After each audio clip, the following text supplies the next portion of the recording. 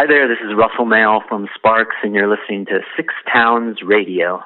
Broadcasting to Stoke-on-Trent and the world. This is Six Towns Radio. With a career spanning over 40 years, the Sparks have had worldwide success. So it's my great pleasure to have Russell Mael from the band on the line right now. How are you doing, Russell? Good, thank you. Yeah, nice to be here. Are you not with Brother Ron today? Oh, Brother Ron is taking a well-deserved rest after our U.S.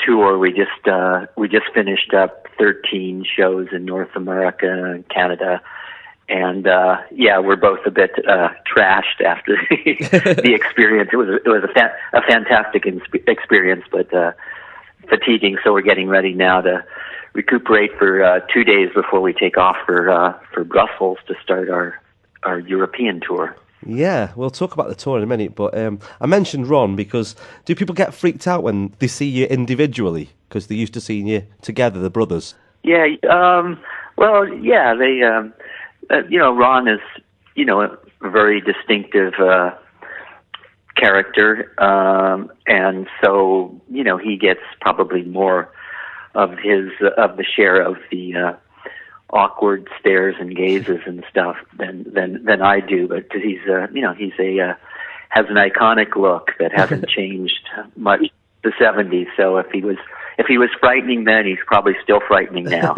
You said he gets the glares, which is quite ironic because he is famous for the glares when he's on stage shooting left to right with his eyes. What is he looking for? Have you ever asked him that question?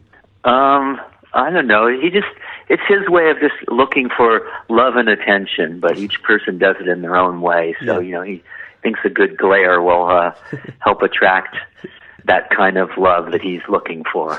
Oh, bless. So the Greatest Hits collection comes out in December the 2nd. Why 2013?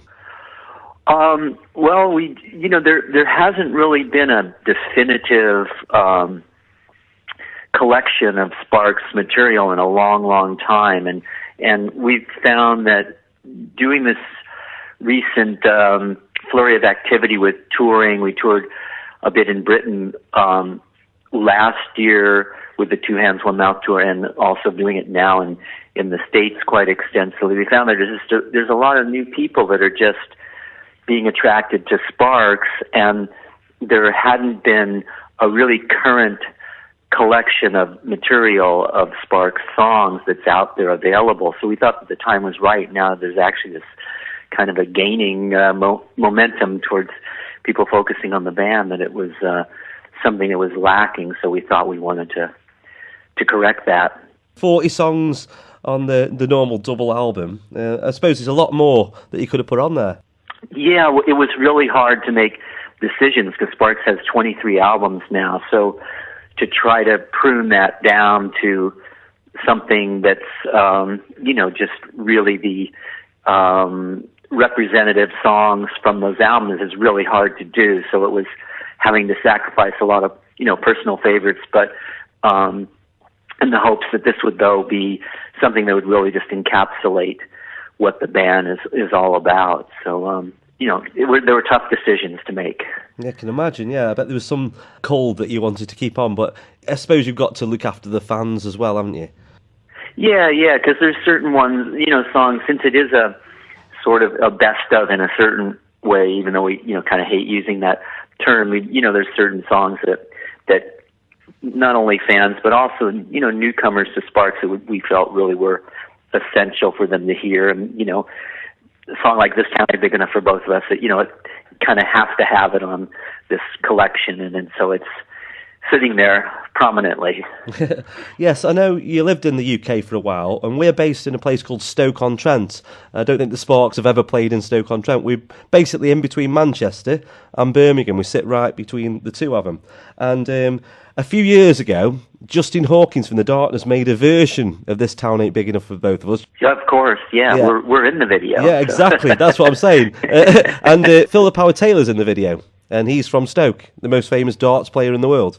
Okay, yeah. Well, it was a great experience getting to work with Justin and also get introduced to the world of darts so well. And we, so then we it was a fun experience working with both of them on that video, and we loved his version of the song. We thought was really great too. So, do you still play darts?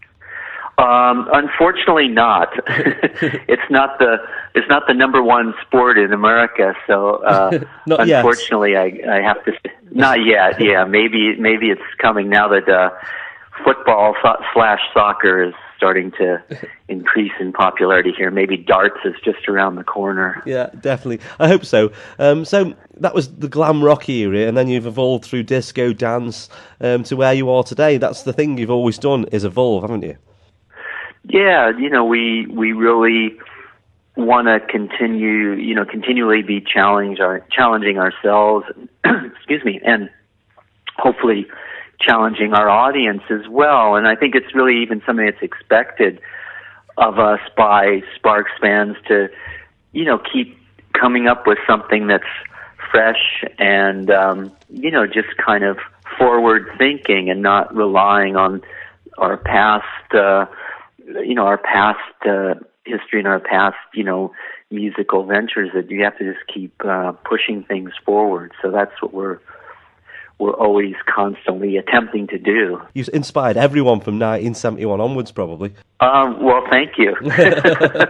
Well, I'll accept that. No argument from this side. No, it's kind of you to say, but but we have found that there's a lot of people, a lot of other bands that have mentioned Sparks' influence, and it's also interesting that it's not only from just one period of Sparks. So we have the other bands that have been into Sparks, like maybe different eras of the band. Like someone like Morrissey is a big fan of the band, and he really liked Sparks' early material, the stuff from England we did when we were living there. And then there's bands like Depeche Mode, Erasure, the Human League, who picked up on the band from the Giorgio Moroder period when we were working with him, the Number One in Heaven album, and then even someone like Faith No More has a really varied interest in what Sparks has done. And so it's really interesting that there's different bands finding something different from what Sparks is doing. Even Franz Ferdinand, they're big fans, and they and they like different periods of Sparks history. So it's kind of interesting that there are different things that different bands and people see within what we're doing. Yeah, you mentioned Morrissey. You wrote a song about Morrissey, which is on the Greatest Hits album, "Lighten Up Morrissey." That's right. Yeah, it was I don't know, it's just something we felt we had to do, and it's oddly enough, it's not oddly enough, but Morrissey is, really likes the song as well, and some people on first glance, if they don't, kind of investigate more, might think that it's kind of us saying something negative about Morrissey, but it's just completely the opposite. It's someone that has it's a couple that has a relationship, and the girl is just infatuated with Morrissey, and the guy in this relationship just thinks like, God, how about paying a little bit more attention to me? And if Morrissey would just kind of lighten up a little bit, then maybe she would not have to have this infatuation with him as much as she does, and he would get in turn the attention. So it's actually a very nice, well-intentioned song. He has got a sense of humour. He really has got a sense of humour. You don't see it very often, but he has. Talking about definitely. Yeah, talking about the influences. I think it could be because there's the perfect mix between you and Ron of the fashion and the music. Is one of you more music orientated and one more fashion, or is it a total mix? No, I don't think so. I think we both just really we think that band's part of what a band is, and the bands that we've always liked in the past have had all those elements, really amazing, musicianship and amazing songwriting abilities, and then the image and a fashion sense was really part of the whole thing, that you can't separate out any one of those elements. And so I think that's the case with both of us, that we both think that those are what good bands or pop groups should include all of those elements. And so I don't think either of us is stronger in any one area than the other. It's a perfect mix. It's a perfect mix. Yeah. Do you still go spinning with Steve Jones from the Sex Pistols? Well, I haven't seen him there in a while. Last I heard, he had pulled some muscle in his back, so any excuse to get out of having to exercise.